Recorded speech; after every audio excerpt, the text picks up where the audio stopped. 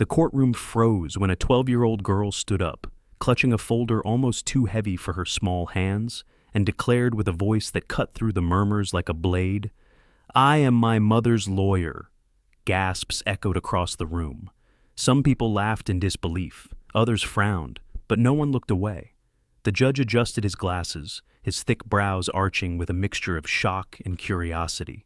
And if you're hearing this right now, you can't look away either, because what you're about to hear is a story unlike anything you've ever imagined. So, before we dive into it, hit that subscribe button and drop a like. Trust me, you won't want to miss what comes next.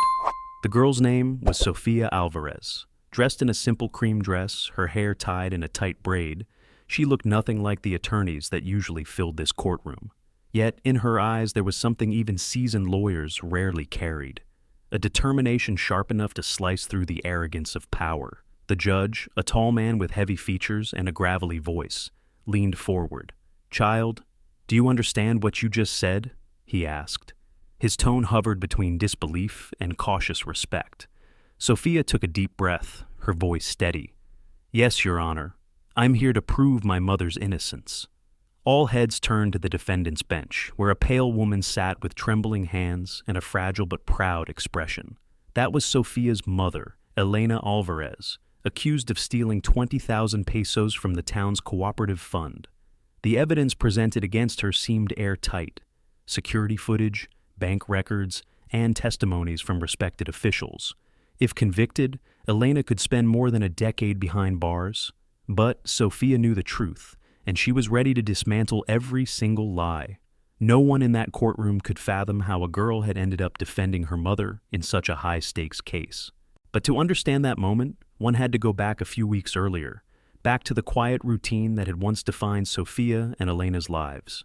They lived in San Aurelio, a small provincial town where gossip traveled faster than the wind and privacy was almost non-existent. Their home, modest but spotless, always smelled of fresh bread.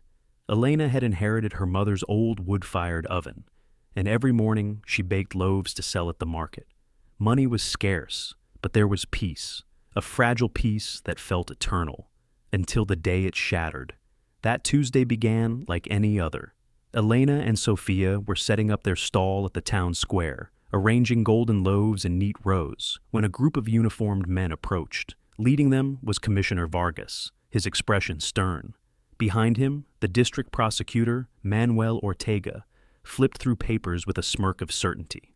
"Elena Alvarez," Vargas announced loudly, "you are under arrest for the theft of 20,000 pesos from the cooperative fund." The market erupted in whispers. Some neighbors gasped, others shook their heads, and a few already exchanged cruel looks, as if eager to believe the worst. Sophia's stomach tightened. "That's impossible," Elena stammered, but her protest was drowned out by the metallic click of handcuffs. Prosecutor Ortega wasted no time. "We have irrefutable evidence. Security footage placing you at the cooperative the night the money disappeared, a bank deposit linked to your name, and witnesses who saw you near the offices. This case is already closed." Elena's face turned ashen. Sophia's pulse hammered in her ears. She wanted to scream, to fight back, but her voice cracked. It was only later, when the square had emptied and her mother was locked away in the municipal jail, that Sophia allowed herself to break down. She sat at the kitchen table all night, staring at the embroidered flowers on the tablecloth, trying to make sense of what had just happened. None of it added up. Her mother was honest, hardworking, respected.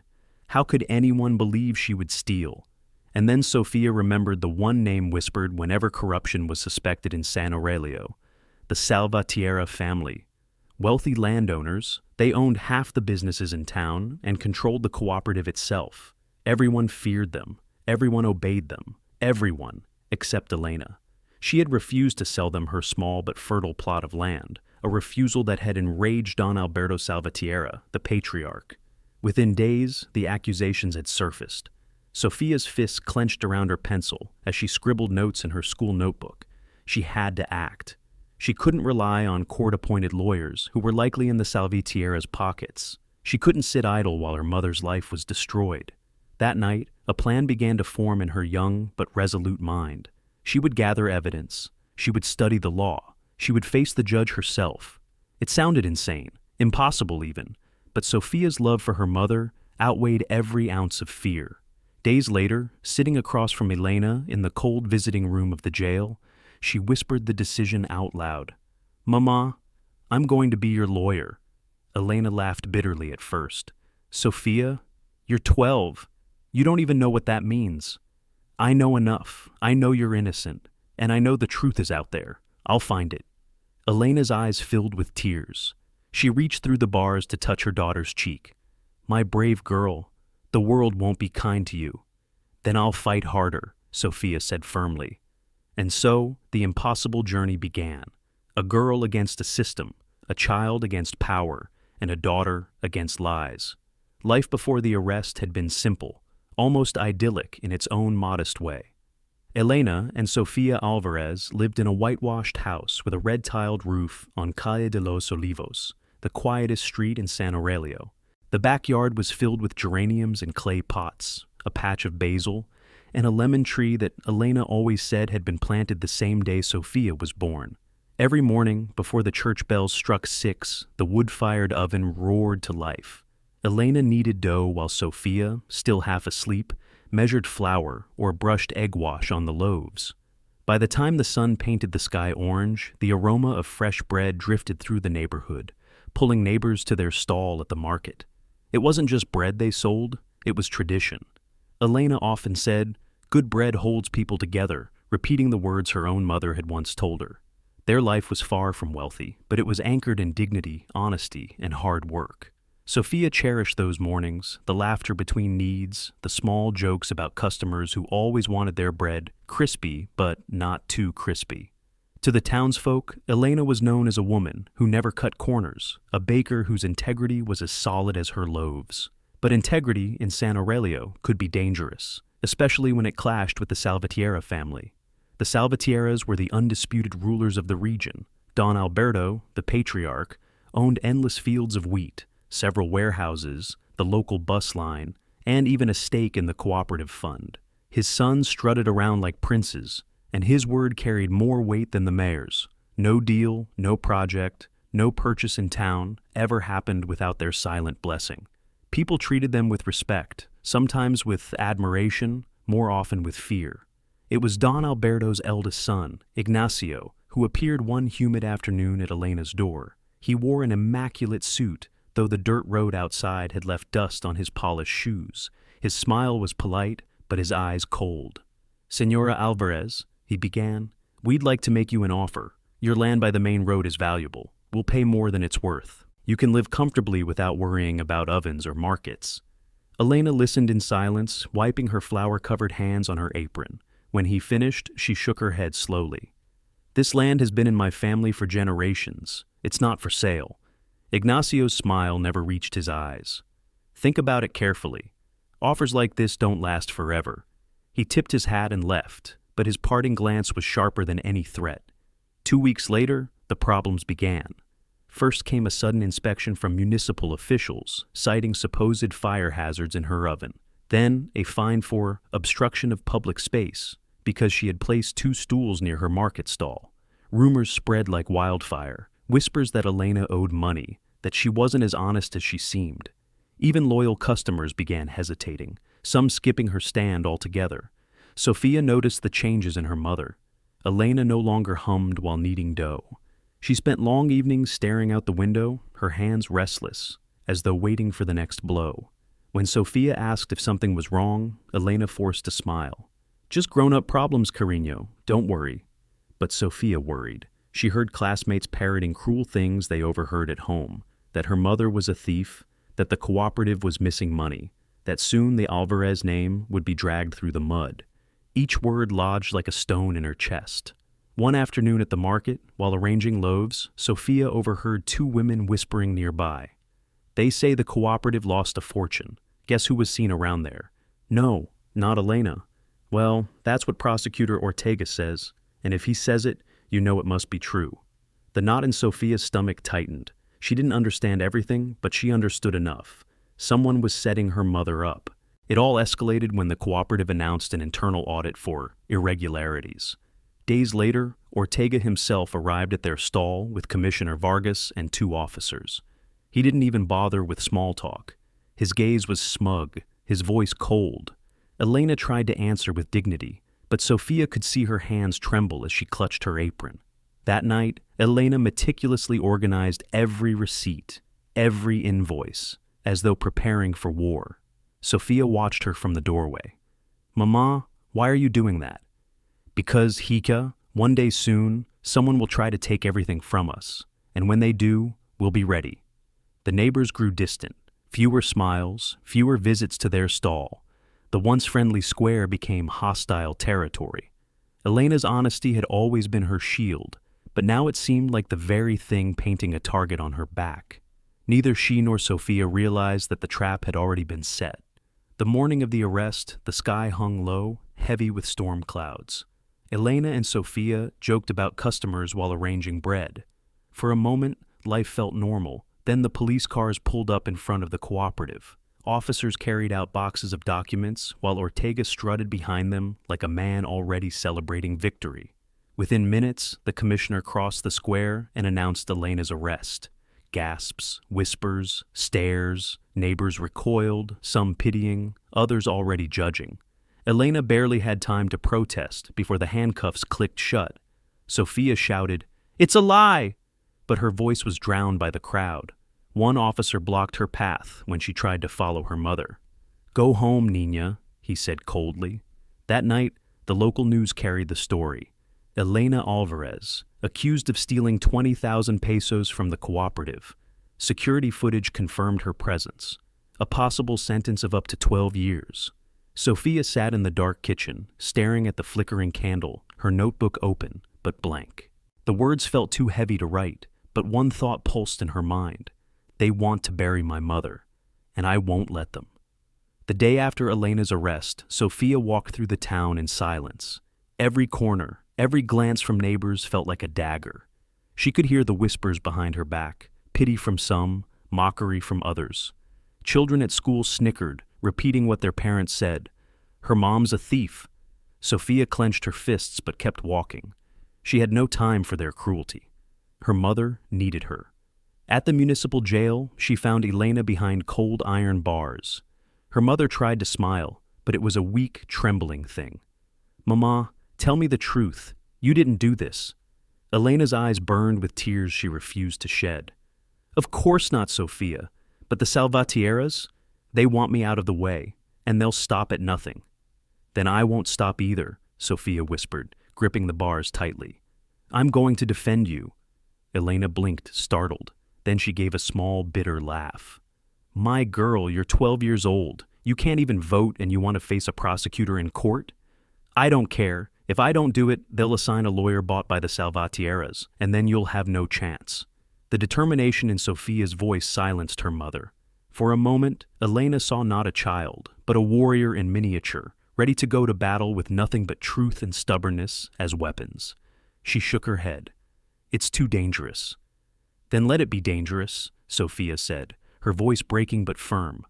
That night, back at home, Sophia spread her school books across the table. She pushed math aside, replaced history notes with a stack of borrowed legal codes from Senor Guzman, her school teacher. When she told him what she planned, he didn't laugh. Instead, he sighed, went to his cabinet, and placed a dusty box on the desk. "These are law manuals, procedural codes, trial guides. They're not easy to read, but if you want to speak in the language of the court, start here." Sophia spent long nights under the dim glow of a kerosene lamp, scribbling in her notebook, copying phrases she barely understood. She practiced saying words like objection and cross-examination until they rolled naturally off her tongue. She underlined terms like hearsay, hostile witness, admissible evidence. Each word felt like a small stone she could hurl against the fortress the Salvatierras had built around their lies. But words alone weren't enough. She needed proof. She needed allies. Her first breakthrough came from Doña Rosario, a cleaning lady at the cooperative. Meeting Sophia in the shadow of the church courtyard, she whispered, "I saw someone leaving the treasurer's office the night they said your mama was there. It wasn't her. It was one of the Salvatierra nephews. But if I say that in court, I'll lose my job, and maybe worse." Sophia promised secrecy, writing it carefully into her notebook, circling it in red. Next was Ruben, the baker's son, who told her he had seen Treasurer Vergara in a cafe outside town, meeting with Ignacio Salvatierra hours before the so-called robbery. Another piece of the puzzle, another arrow in her quiver. Each discovery made her more certain. The evidence against her mother was fabricated, a trap carefully designed.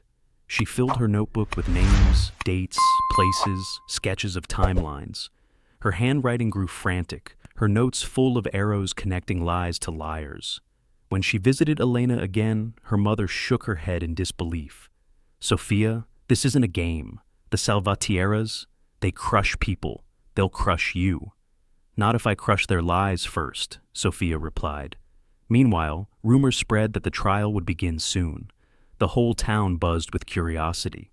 Journalists from nearby cities came to San Aurelio, eager to report on the scandal. For most, Elena was already guilty. For others, she was a victim. But no one expected her 12-year-old daughter to be the one preparing to stand in front of the judge. The night before the first hearing, Sophia packed her school backpack, not with pencils and notebooks, but with folders of evidence, handwritten notes, and photocopies. She ironed her only decent dress, laid it carefully on a chair, and whispered to herself in the mirror, "You can do this. You have to do this." As dawn broke, she walked to the courthouse with her heart pounding like a drum.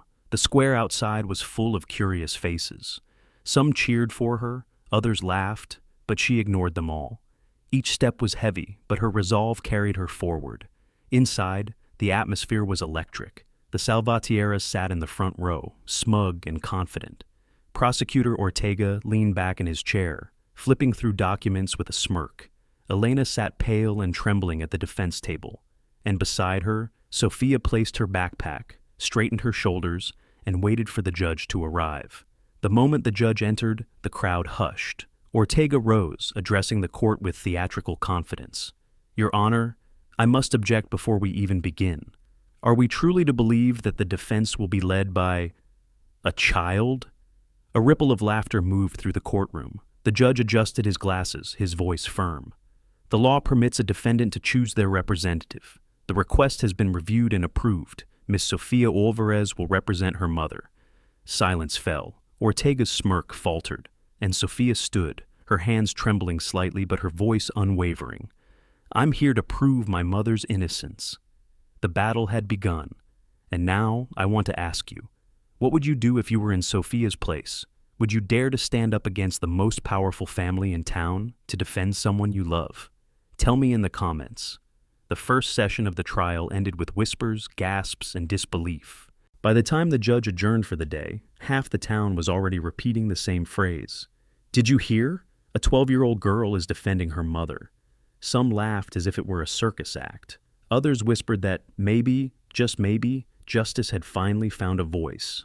Sophia walked out of the courthouse with her head held high, but inside, her knees trembled. She knew this was only the beginning. That night, she spread her notes across the kitchen table. Every detail she had gathered had to be sharpened into a weapon. She worked until her eyelids drooped, reviewing legal terms she barely understood, forcing them into her memory like a soldier memorizing commands. Her teacher, Señor Guzman, became her secret mentor. "Remember, Sophia," he told her during one of their late-night study sessions in the dusty school library, "the law is full of traps. Prosecutor Ortega will try to confuse you, make you look small. Don't let him rush you. If you know the truth, speak it clearly. Truth has its own weight." Sophia nodded, copying his words into her notebook. She repeated them to herself whenever doubt crept in. The second day in court began with Ortega presenting his irrefutable evidence, grainy security footage showing a woman entering the cooperative late at night, a suspicious deposit in a bank account, and testimonies from employees loyal to the Salvatierras. He spoke with arrogance, smiling at the jury, pausing dramatically as though rehearsing for a theater performance. To many, it sounded convincing, but Sophia was ready. When the judge turned to her, she rose, clutching her notebook with both hands. Her voice was shaky at first, but it grew steadier with every word. "Your Honor, the video the prosecution shows is not reliable. At minute 2:14, the wall clock inside the cooperative marks a time that does not match the official records. The footage has been altered." A murmur spread through the courtroom. Ortega's smirk tightened. "Objection. The defense is speculating." Not speculation, Sophia said quickly. I also have a witness who saw my mother at home that evening, baking bread for the market. The judge raised a hand. The objection is overruled. The witness may testify later. Gasps filled the room. Ortega's confidence wavered for the first time. Then Sophia attacked the second piece of evidence. The bank account where the 20,000 pesos were deposited is not my mother's. The account is under the name E. Morales, but the second surname does not match hers, and the signature on the account opening is forged. The judge examined the document Sophia presented. Ortega tried to speak, but the tremor in his voice betrayed him.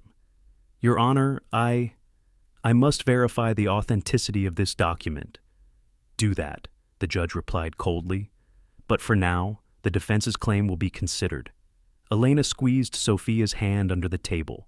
For the first time since the nightmare began, she felt a flicker of hope. But Sophia knew one small victory wasn't enough. That night, back at home, she pored over her notes again. She listed every inconsistency, every lie Ortega had tried to pass as truth. She sketched timelines on the margins of her notebook, arrows connecting names and events. Slowly, the puzzle began to reveal itself. Treasurer Vergara and Ignacio Salvatierra had orchestrated the theft, pinning it on her mother to eliminate her resistance to selling the land. Still, she needed more. She needed undeniable proof. Doña Rosario, the cleaning lady, returned with another whisper of truth. She had seen Vergara leaving the cooperative with a briefcase hours before the alleged robbery. Sophia begged her to testify. I can't, Rosario whispered, fear in her eyes. If they find out I spoke to you, I'll lose my job, or worse. Then I'll protect you, Sophia promised, though she had no idea how. Meanwhile, Ruben, the baker's son, gave her a lead, an unsigned receipt for a cash withdrawal from the cooperative, dated the night of the supposed theft. The signature was scribbled, but the initials looked like Vergara's. Sophia circled it in red ink and slipped it into her folder. The days blurred together in a mix of sleepless nights and tense mornings in court. Sophia practiced her questions in front of the mirror, mimicking the confidence of the lawyers she had watched in videos. Sometimes her voice cracked, sometimes her hands shook, but each attempt made her stronger. Elena watched her daughter with pride and fear. Hia, I don't know where you get this strength. I get it from you, Sophia said simply. By the time the third session arrived, the atmosphere in the courtroom had changed. Reporters filled the benches, their pens scratching furiously as they recorded every word. Neighbors craned their necks, whispering to one another. Some came to mock, others to support, but all were captivated by the sight of a child facing off against men twice her age. When Treasurer Vergara was called to testify, Ortega's confidence returned. The treasurer, neatly dressed, spoke calmly, insisting he had seen Elena enter the cooperative and steal the money. Ortega nodded approvingly, as though the case was sealed. Then it was Sophia's turn. She walked slowly toward the witness stand, her notebook pressed against her chest. Her small frame contrasted sharply with Vergara's towering figure, but when she spoke, her voice carried across the room. Senor Vergara, you said my mother entered your office at 9 o'clock, correct? Yes. Then why does the cooperative's wall clock in the footage show 8:45? Vergara hesitated, his composure slipping. Perhaps the clock was wrong. In the entire cooperative, Sophia pressed. Because I have a photograph taken by a customer at 8:50. The entrance clock shows the correct time. So, was only your office clock broken? The courtroom buzzed. Vergara shifted uncomfortably. And one more thing, Sophia continued, flipping a page in her notebook. Were you not seen that same evening meeting with Ignacio Salvatierra at a cafe outside town? Ortega jumped up. Objection, irrelevant. But the judge shook his head. Answer the question. Vergara stammered. That meeting had nothing to do with this case. Are you sure? Sophia asked, her voice unwavering. Because a cash withdrawal from the cooperative was made that same night, and the document carries your initials. The silence was deafening. Vergara's face paled. Ortega's jaw tightened. Sophia closed her notebook. No further questions, Your Honor. Elena's eyes filled with tears. For the first time, the fortress of lies had begun to crack. The tension in the courtroom grew heavier with each passing day. By now, Sofia Alvarez was no longer just a curiosity. She was a force everyone was forced to reckon with. Neighbors who had once laughed at the idea of a child defending her mother now whispered her name with admiration. Reporters from outside towns filled every bench, scribbling furiously each time Sofia rose to speak. But admiration did not equal victory. Prosecutor Ortega grew more ruthless after every setback, determined to destroy the girl's credibility before the jury. On the morning of the fifth session, he strutted into court with a grin, clutching a thick folder. The Salvatierras sat proudly in the front row, Ignacio smirking as though the outcome was already written. Ortega wasted no time. "Your Honor," he began, "the defense's tactics are nothing more than childish games. Today I present new testimony that will end this charade." He called to the stand a cooperative employee named Delgado. Nervous but rehearsed, Delgado swore he had seen Elena enter the cooperative on the night of the theft. His words were smooth, his answers quick, as though each had been fed to him long before the trial. Ortega nodded with satisfaction. When the judge gave Sofia the chance to cross-examine, the courtroom held its breath. She stood, small and fragile-looking, but her notebook trembled less in her hands than before. She stepped closer to Delgado. "Senor Delgado, you claim you saw my mother enter the cooperative that night?" "Yes." "At what time?" "Around 9 o'clock. "And where were you exactly?" "Near the storage room." Sofia flipped through her notes, then looked up. "That's strange, because the logbook shows the storage room was locked at 7 that evening. Who opened it for you?" Delgado froze. Ortega shifted uncomfortably. I don't recall." "You don't recall how you entered a locked room?" Sofia pressed. "Or is it that you were never there?" A murmur rippled across the courtroom. Ortega slammed his hand on the table. "Objection! The defense is badgering the witness." The judge's voice cut through the noise. "Overruled. Answer the question, Mr. Delgado." Delgado stammered, sweat beading on his forehead. "I must have confused the time." Sofia tilted her head slightly. "Or maybe you confused the entire story." She closed her notebook. No further questions. The cracks in Ortega's case widened. That afternoon, as the judge called a recess, Sofia hurried outside where Doña Rosario was waiting under the shade of an old oak tree. The woman's hands trembled as she pressed a small envelope into Sofia's palm. "Take this. But you never heard it from me." Sofia opened it to find photographs, grainy but clear enough. In them, Ignacio Salvatierra and Treasurer Vergara could be seen entering the cooperative late at night, hours before the alleged theft. "Why are you helping me?" Sofia whispered. Rosario lowered her gaze. "Because I can't watch them ruin another life. But if they find out, I'm finished." "They won't," Sofia promised. That evening, back at home, Sofia pinned the photographs to the wall above the kitchen table. Her timeline grew clearer. The Salvatierras and Vergara had orchestrated everything, manipulating evidence to frame Elena. The photos were the missing puzzle piece she desperately needed. Still, she knew Ortega wouldn't give up easily.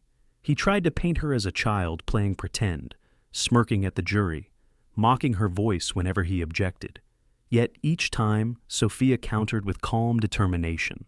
With every session, her confidence grew, her words sharper, her logic more precise. Elena watched in awe. "Sofia, you stand in that courtroom like you were born to do it." Sofia shook her head. "I wasn't born for this, Mama, but I'll do it until you're free." On the sixth day of hearings, Ortega tried to corner her again. He presented the supposed bank deposit slip, insisting it was proof Elena had benefited from the theft. But Sofia was ready. She pointed out the mismatched second surname and the shaky signature, comparing it side by side with her mother's real documents. The difference was undeniable. The judge studied the papers, his frown deepening. "Prosecutor, how do you explain this discrepancy?" Ortega's voice cracked. "It must be an administrative error." Sofia seized the moment. "Or it's a forgery designed to frame an innocent woman." The courtroom erupted in whispers. Ortega's face flushed red, and Ignacio Salvatierra clenched his jaw. For the first time, power seemed to slip from their hands. That night, as Sofia reviewed her notes once more, exhaustion weighed heavy on her shoulders, but she refused to stop. She traced every line of her notebook with her finger, whispering like a vow, "Tomorrow, we strike harder." And in her heart, She knew. Justice was closer than ever, but the most dangerous battle still lay ahead. By the time the sixth session began, the courthouse was packed to suffocation. Journalists elbowed for space, neighbors leaned forward with hungry eyes, and even those who had mocked Sophia at first now whispered her name with cautious respect. The Salvatierras sat at the front, Ignacio glaring with a predator's patience, while prosecutor Ortega shuffled his notes with less confidence than before. The judge called the court to order, and Ortega rose quickly, as though speed could mask his unease. Your Honor, the prosecution calls Treasurer Antonio Vergara to the stand. Vergara walked in with his usual smug composure, his suit perfectly pressed, his smile forced but steady. He swore to tell the truth and settled into the witness chair. Ortega questioned him gently, guiding him through the same story he had told before. Elena entered his office that night, accessed the safe, and left with the money. His voice was steady, his eyes unwavering. To many, it sounded convincing. But then came Sophia's turn. She walked slowly toward the witness, her notebook pressed tightly against her chest. Her voice, though small, carried an authority that silenced even the coughs in the gallery. Senor Vergara, you testified that my mother entered your office at 9 o'clock, correct? Yes. And you were there, watching her?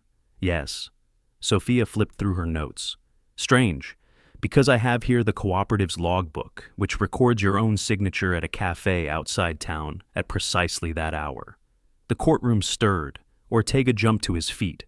Objection! Irrelevant! The judge raised his hand. Overruled. Continue, Miss Alvarez. Sophia held up a photocopy. This receipt shows you authorized a withdrawal of 20,000 pesos 2 hours before the supposed theft. If the money was already gone, what exactly did my mother steal? Vergara's face drained of color. He opened his mouth, then closed it again. Sweat formed on his forehead. I don't recall. You don't recall signing a withdrawal of 20,000 pesos? Sophia asked, her tone sharpening.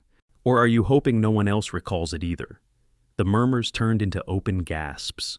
The judge leaned forward, studying the document. Vergara shifted in his chair like a man sitting on nails. Sophia stepped closer.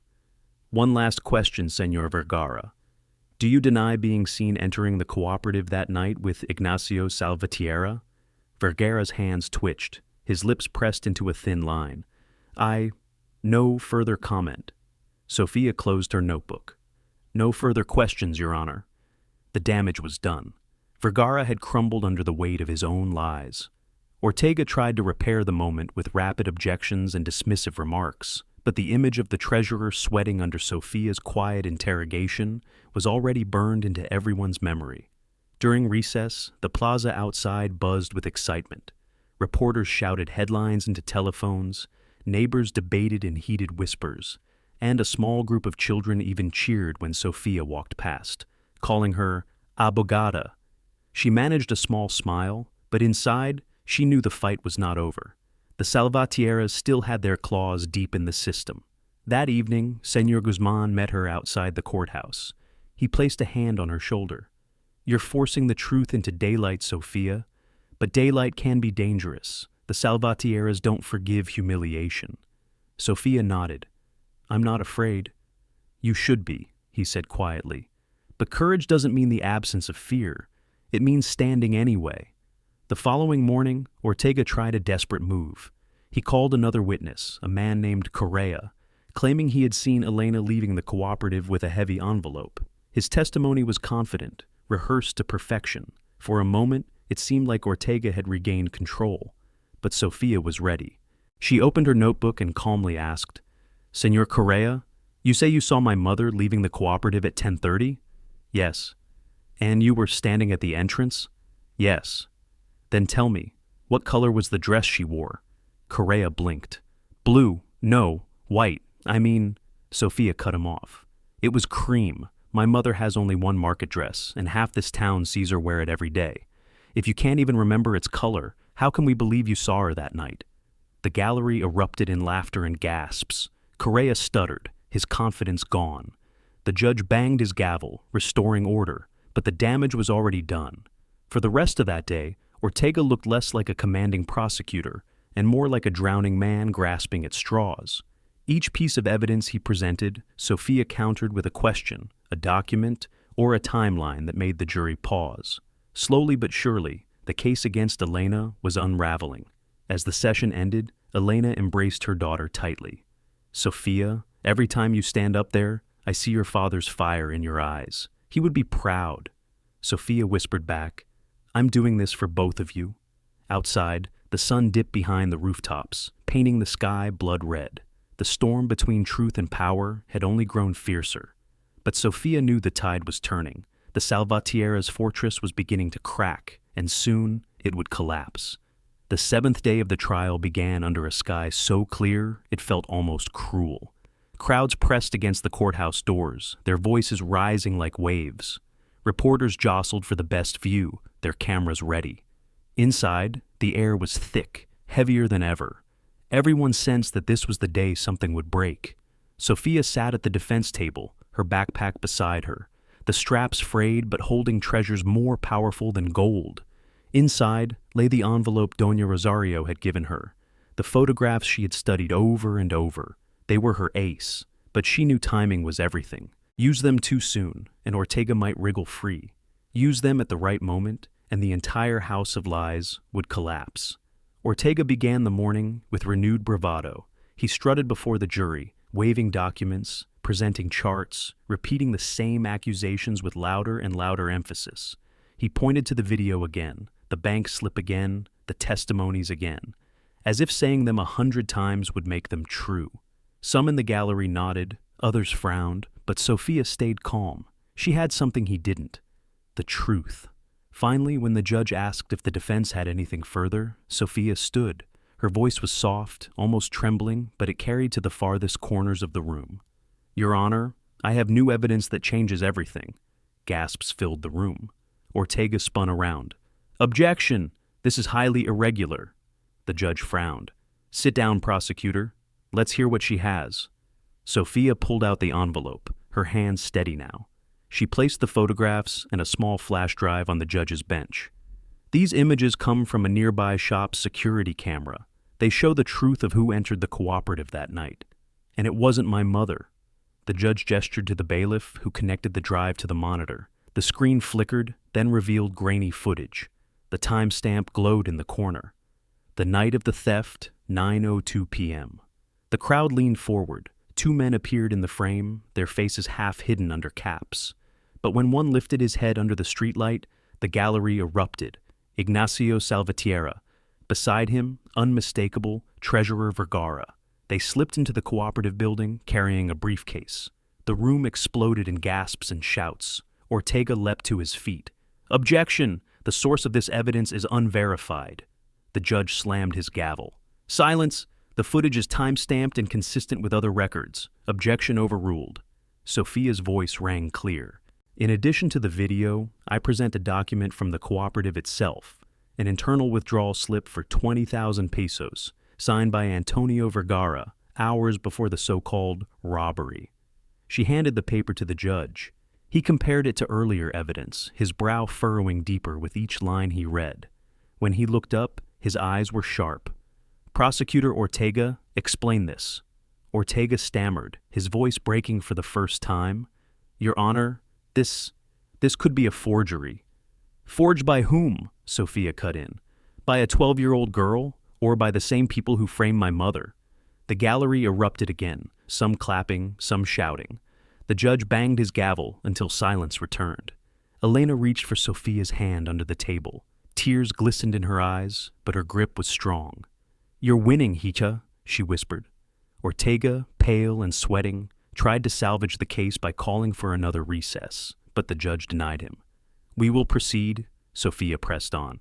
"Your Honor, multiple witnesses confirm my mother was at home that evening, preparing bread for the market. The prosecution's timeline is impossible. The video, the bank account, the testimonies, all manipulated. But this footage, these documents, they reveal who truly stole the money: Ignacio Salvatierra and Treasurer Vergara." All eyes turned to the front row, where Ignacio sat. For the first time, his mask cracked. He shifted in his seat, jaw clenched, face red with fury. His father, Don Alberto, placed a hand on his shoulder, but the old man's expression was grave. Even he understood the tide had turned. The judge leaned back, his voice heavy with authority. The evidence presented by the defense raises serious doubts about the prosecution's case. This court will continue tomorrow with closing arguments. The gavel fell, ending the session, but the courtroom didn't move. People sat frozen, whispering, buzzing with the realization of what they had just witnessed. A child had torn apart the shield of the most powerful family in San Aurelio. Outside, the plaza erupted into chaos. Some cheered, others muttered in fear of what the Salvatierras might do next. Reporters shouted Sofia's name, cameras flashing, pens scratching headlines that would travel beyond the town. That night, in the quiet of their kitchen, Elena held Sofia close. "You've done more than I ever dreamed possible, but tomorrow will decide everything." Sofia looked at the photographs pinned above the table, the faces of Vergara and Ignacio frozen in grainy guilt. Her voice was steady. "Tomorrow, Mama, we finish this." The final day of the trial dawned with a tension that clung to San Aurelio like fog. People crowded the courthouse steps long before sunrise, their voices rising in speculation, fear, and hope. For weeks the town had lived and breathed this case, and now everything would be decided. Inside, the courtroom overflowed. Neighbors stood shoulder to shoulder, journalists balanced notebooks on their knees, and the Salvatierras sat in grim silence. Ignacio avoided every eye, his jaw locked, while Don Alberto stared straight ahead, his expression carved in stone. At the defense table, Elena squeezed her daughter's hand. "Whatever happens today, Sofia, you've given me something priceless, my dignity." Sofia nodded, her eyes unblinking. "We're not finished yet, Mama." The judge entered, the gavel striking sharply. This court will now proceed with closing arguments. Ortega rose first. His once proud voice now wavered, but he forced his words with practiced rhythm. "Ladies and gentlemen, do not be distracted by theatrics. The evidence is clear. Deposits, testimonies, video footage. Footage that was manipulated," Sofia interjected, standing tall, her small frame glowing with defiance. The judge raised a hand. "You will have your turn, Miss Alvarez. Sit."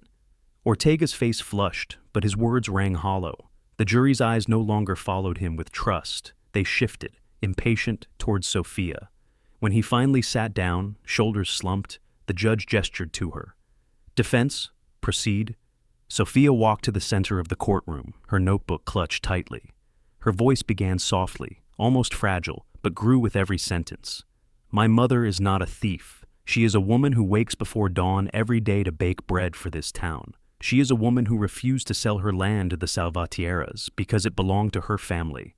That is her only crime, refusing to bow to the powerful." She lifted a photograph, holding it high for all to see. "But here is the truth.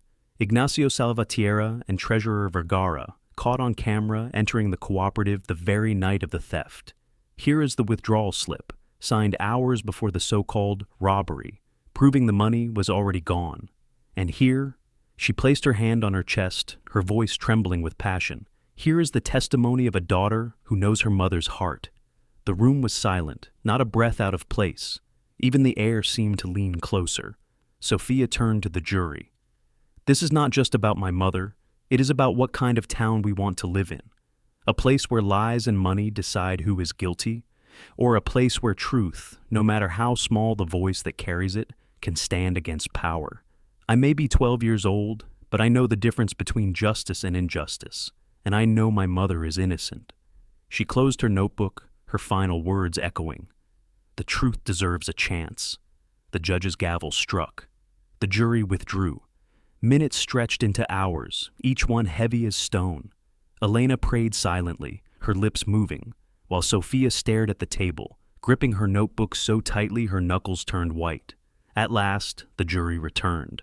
The judge cleared his throat. "On the charge of theft against Elena Alvarez, the jury finds—" He paused, the silence deafening. "Not guilty." The courtroom erupted. Applause thundered, neighbors shouted, some wept openly. Elena covered her face with her hands, sobbing, while Sofia threw her arms around her, whispering, "We did it, Mama. We did it." Reporters surged forward, microphones thrust, questions shouted, but Sofia raised her voice above the chaos. "Justice is not about power. It is about truth. And today, the the truth won. Outside, the square transformed into a sea of faces. Some clapped, some whispered nervously about what the Salvatieras might do in retaliation. But for that moment, victory belonged to Elena and Sophia. That evening, back in their small kitchen, the smell of freshly baked bread filled the air once more. Elena and Sophia sat side by side, exhausted but smiling. They didn't need words, the silence was enough. But their story would not be forgotten.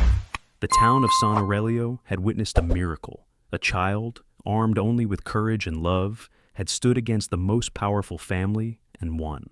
And now, I turn to you. Do you believe that, in real life, truth can defeat power the way it did here? Or is justice too often bought and sold? Tell me in the comments. And if this story moved you, don't forget to hit that like button, subscribe for more, and share this story so others can believe that even the smallest voice can shake the tallest walls.